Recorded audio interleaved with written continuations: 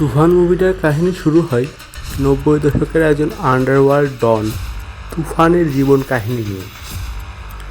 এই তুফান চরিত্রে অভিনয় করেছে শাকিব খান এবং তুফানের চরিত্রে তার যে অভিনয় সেটা দেখে তার আগেকার অভিনয়ের সঙ্গে কোনো তুলনাই করা যায় না। তার অভিনয়টা ছিল জাস্ট অসাধারণ। তো ঠিক আছে, চলুন তুফানের মূল কাহিনীতে ঢোকা যাক। তুফান ছবির একদম প্রথম সিনে আমরা দেখতে পাই যে শাকিব খান একটা হল রুমের ভিতরে বসে আছে, একটা পার্টিতে বসে রয়েছে এবং সেখানে তিনি পার্টির অন্যান্য সদস্যদের উদ্দেশ্যে বলে যে তার পরিকল্পনা অনুযায়ী ইলেকশন করলে তারা নিঃসন্দেহে ইলেকশন জিতে যাবে। কিন্তু ঠিক তখনই সালাউদ্দিন লাবলু সাহেব তার সেই আইকনিক ডায়লগটা দেয়, এই তুই কী ডারে। আর পার্টির বেশিরভাগ মানুষই তাকে খুবই অবজ্ঞা করে, অপমান গালাগালি করে পার্টি থেকে বেরিয়ে যেতে বলে। অপমানের শিকার হয়ে ক্রোধান্বিত মুখে শাকিব খান বেরিয়ে যায় এবং বেরিয়ে গিয়ে গাড়িতে তার সব থেকে শক্তিশালী মেশিন গানটি নিয়ে ফিরে আসে এবং ঝাঁঝরা করে দেয় পার্টিতে উপস্থিত সবাইকে। বাট পরক্ষণেই তার ঘুম ভাঙে এবং তখন আমরা যে শাকিব খানকে দেখতে পাই সে একদমই সাধারণ, সে কোনো শীর্ষ সন্ত্রাসী নয়, তার চেহারায় এমন কোনো সন্ত্রাসী লুকও নেই। সে কেবল স্বপ্ন দেখে ঘুম ভেঙে উঠেছে এবং আমরা খুবই অবাক হয়ে যাই যে এটা কি জাস্ট একটা স্বপ্ন ছিল, এটা কি কোনো বাস্তব ঘটনা নয়। তো দেখা যায় যে শাকিব খান একজন স্ট্রাগলিং অ্যাক্টার, তার জীবনের খুব বড় একটা স্বপ্ন যে সিনেমার একজন বড় হিরো হওয়ার, বাট সেটা ভালোভাবে পূরণ হতে চায় না, কেউ তাকে কাজে সুযোগ দেয় না। এই সিনেমায় কাজের চেষ্টার মধ্যে নাবিলার সঙ্গে তার পরিচয় হয় এবং একটি ভালোবাসার সম্পর্ক গড়ে ওঠে। একসময় নাবিলা তাকে একজন ফাইট ডিরেক্টরের কাছে নিয়ে যায় কাজ খোঁজার উদ্দেশ্যে।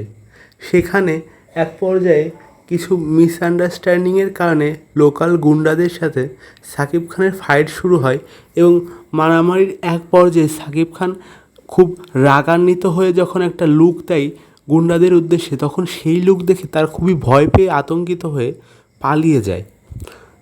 তো নাবিলা এতে একটু অবাক হয় যে তার ওই চেহারা দেখে কেন সন্ত্রাসীরা এত ভয় পেল এবং পালিয়ে গেল। কিন্তু রাত্রে ওদের ভিতরে যখন এসব কথা হচ্ছিল তখনই শাকিব খানের বাড়িওয়ালায়, সিনেমায় তার নাম ছিল শিবুদার বউয়ের প্রসব বেদনা ওঠে এবং শাকিব খানরা সবাই মিলে তাকে হসপিটালের উদ্দেশ্যে নিয়ে যায় এবং হসপিটালে গিয়ে সেটা তো ৯০ দশকের ঘটনা দেখানো হচ্ছিল, সেখানে ঠিক সেরকম ঘটনাই ঘটে যেমন অন্যান্য সিনেমাতেও দেখা যেত ৯০ দশকের সিনেমায়। সেখানে রক্তের প্রয়োজন হয় এবং হসপিটালে তখন রক্ত ছিল না।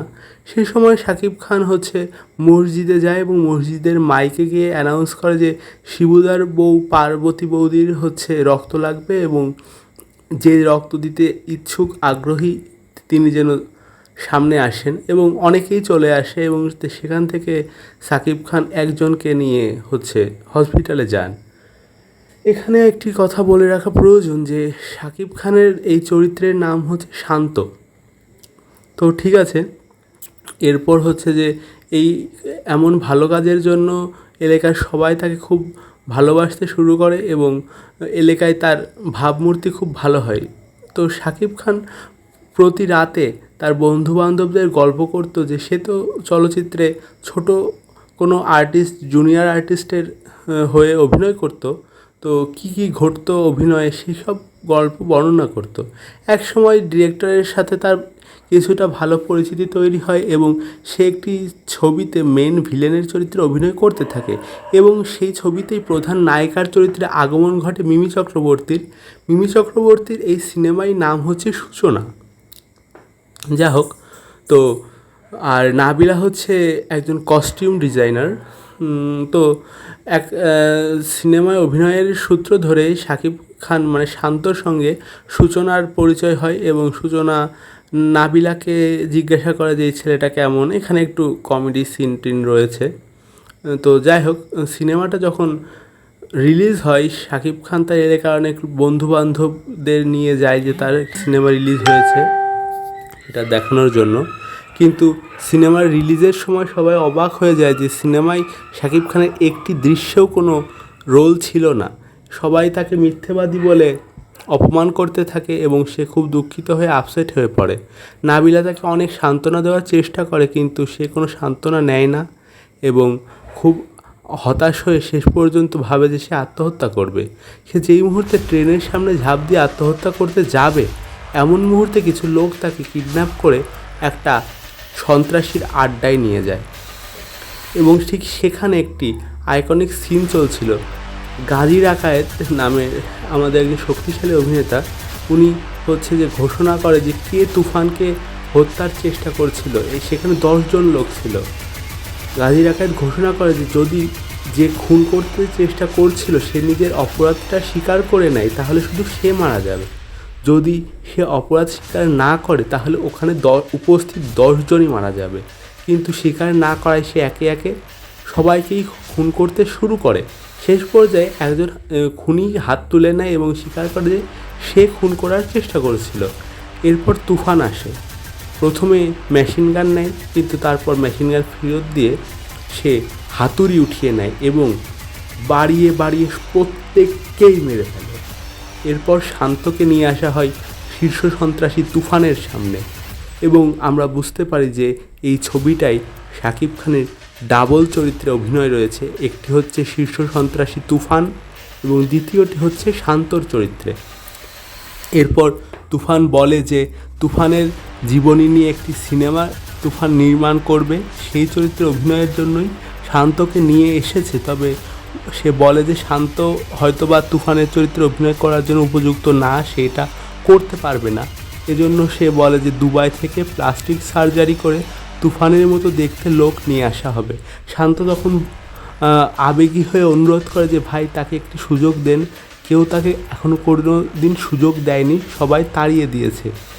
এখানে তখন তুফান শান্তকে একটি সুযোগ দেয় এবং গাজী রাকায়েত যে এখানে তুফানের পালিত বাবা, সে তুফানের জীবন কাহিনী বর্ণনা করা শুরু করে।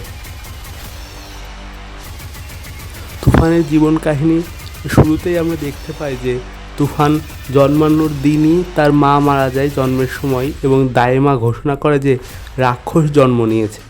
তো তুফানদের গ্রামে চলছিল সন্ত্রাসীদের দাপট চলছিল এবং সেখানে জমিদাররা হচ্ছে গরিবদের জমি দখল করে নিত এবং কেউ প্রতিবাদ করলে তাকে মেরে ফেলতো। তুফানের বাবা এইভাবে সন্ত্রাসীদের বিরুদ্ধে প্রতিবাদ তৈরি করে এবং সন্ত্রাসীরা এক পর্যায়ে এসে তুফানের বাবাকে মেরে ফেলে। এই বিষয়টা মেনে নিতে পারে না তুফান এবং সেই মুহূর্তে সেখানে পড়ে থাকা একটি রামদাও তুলে নিয়ে সেই কাটারি দিয়ে গলা কেটে ফেলে সেই সন্ত্রাসীর এবং একজন রাক্ষসকে দমন করতে তুফান নিজেই একজন রাক্ষস হয়ে ওঠে। গাজী রাকায়েত যে হচ্ছে এখানে তুফানের পালিত বাবা, সে এবার তুফানকে বাঁচানোর জন্য ওই এলাকার সবথেকে বড় শীর্ষ সন্ত্রাসী বশিরের কাছে শরণাপন্ন হয়। বশিরের চরিত্রটি প্লে করছে মিশা সওদাগর এবং পুলিশ তুফানকে জেলে ধরে নিয়ে যাওয়ার সময়ই বশির তাদের আটকে দেয় এবং তুফানকে ছাড়িয়ে নিজের দলে নিয়ে নেয়। বশির সে সময় অনেক বড় সন্ত্রাসী ছিল এবং তুফান তারপর থেকে তার ডান হাত হয়ে কাজ করতে শুরু করে। কিন্তু তুফানের লক্ষ্য তো অনেক বড় ছিল, সে একজন সন্ত্রাসীর ডান হাত হয়ে থেমে থাকার মতন লোক ছিলই না। সে টাকা নিয়ে বশিরের সাথে রফা দফা ঠিক না হলে এরপর থেকে সে নিজের বিজনেস বাড়াতে শুরু করে এবং আস্তে আস্তে তুফান বড় হয়ে যায় এবং এতক্ষণ তো একটা ইয়ং ছেলে হচ্ছে তুফানের রোলটা প্লে করেছিল। এবার শাকিব খান আর কি চরিত্রটা প্লে করতে শুরু করে এবং শাকিব খান দেখা যায় যে সে বড় হয়ে গেছে। বশিরের হচ্ছে একটা কুস্তির আখড়া ছিল, সেখানে বশির প্রতিদিন কুস্তি লড়তো। একদিন সে তুফানকে কুস্তিতে চ্যালেঞ্জ করে এবং সেই কুস্তি লড়ার সময়ই ঘাড়ের হাড় ভেঙে তুফান বশিরকে মেরে ফেলে এবং দেশের শীর্ষ সন্ত্রাসী হয়ে ওঠে তুফান। এরপর বশিরের উপরে আর একজন বড় গ্যাংস্টার ছিল, তুফান তাকেও মেরে ফেলে মিষ্টিতে বিষ মিশিয়ে খাইয়ে, এবং শুধুমাত্র একজন লোক মিষ্টিটা খাই নাই এবং সে বেঁচে যায়। তুফান তাকে জিজ্ঞেস করে, এই তুই মিষ্টি খাসনি কেন? বলে যে ভাই আমার ডায়াবেটিস। তুফান বুঝে যায় যে এই লোকটা বুদ্ধিমান এবং সে ওকে নিজের দলে রেখে নেয়। এরপর তুফান হচ্ছে যে খুবই একটা নিম্নমানের রাজনৈতিক দলকে দেশের শীর্ষ দল, ক্ষমতাসীন দলে বসায়।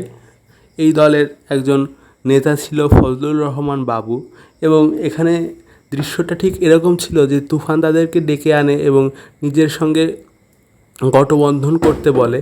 তখন ওরা বলে যে আমরা টাকা দিব এবং আমরা চাই যে এবার প্রধান বিরোধী দল হইতে। তুফান হেসে বলে যে আমরা তো তোমাকে ক্ষমতাসীন দল বানাতে চাচ্ছি। তো যাই হোক, তো খুবই ছোট একটি দল তুফানের সাপোর্টের কারণে তখন ক্ষমতাসীন দলের আসনে বসে। এরপর তুফানের সঙ্গে দেখা হয় সূচনার, অর্থাৎ মিমি চক্রবর্তীর। একটা বারে নাচ পরিবেশন করার সময় তুফানের নজর পড়ে মিমির উপর, ওই দুষ্টু কোকিল গানে আর কি, এবং সেখানে একজন নায়ক মিমির সাথে নাচানাচি শুরু করলে তুফানের বিষয়টা পছন্দ হয় না এবং এক গুলিতে সেই নায়ককে মেরে ফেলে। ফজলুর রহমান বাবু এসে তুফানকে থ্রেট করতে থাকে যে সবার সামনে ওই নায়ককে খুন করাটা তার একেবারেই উচিত হয়নি। ফজলুর রহমান বাবুর সঙ্গে যে আর একজন লোক ছিল, তুফান সাথে সাথে মিমির পা থেকে জুতা খুলে নিয়ে তাকে জুতো পেটা করে এবং বুঝিয়ে দেয় যে তুফান কতটা ক্ষমতাশালী। যাই হোক, তো রাজনৈতিক দলেরও গলার কাটা হয়ে ওঠে তুফানকে তারা কন্ট্রোল করতে পারছিল না। এ কারণে তারা সিদ্ধান্ত নেয় যে এবার তারা তুফানকে মেরে ফেলবে। এ কারণে রাজনৈতিক দল একজন সিআইডি অফিসারকে নিযুক্ত করে যে তুফানকে শেষ করতে পারবে, এবং এখানেই এন্ট্রি হয় চঞ্চল চৌধুরীর যে রোলটা প্লে করছে।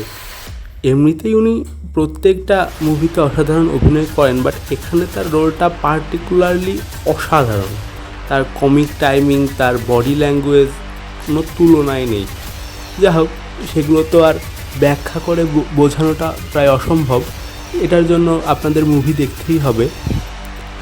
এরপর হচ্ছে যে চঞ্চল চৌধুরী প্রথমে মিমির কাছে যায় এবং সে যে ওই নায়ককে খুন করার সময় ওই মুহূর্তে ওখানে উপস্থিত ছিল, তাই তাকে তুফানের বিরুদ্ধে সাক্ষী দেওয়ার জন্য জোর করে চঞ্চল চৌধুরী, এবং তাতে যখন কাজ হয় না, মিমি শাকিব খানের প্রতি বিশ্বস্ত থাকে। এরপর চঞ্চল চৌধুরী সিদ্ধান্ত নেয় যে তুফানের পালিত বাবা গাজী রাকায়েতকে সে গ্রেফতার করবে। পরিকল্পনা অনুযায়ী সে গাজী রাকায়েতকে গ্রেফতার করে এবং তার পায়ে গুলি করে তাকে হসপিটালে বন্দি করা হয়।